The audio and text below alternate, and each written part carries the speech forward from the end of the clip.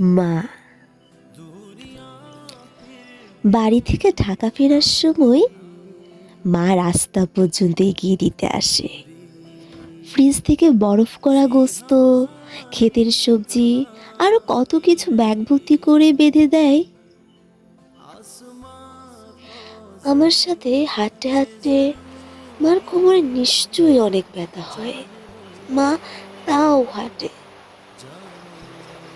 ঢাকায় ফিরে আমি যখন সেই ব্যাগ খুলি, মনে হয় কয়েকশো মাইল দূরে থাকা আমার মায়ের কান্নারত মুখ, নির্জন চোখ এক এক করে ভাসতে থাকে প্রতিটা আনাচের গায়ে।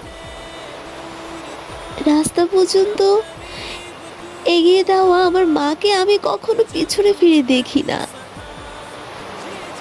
আমার ভয় হয়, বড্ড বেশি যে ভয় হয়।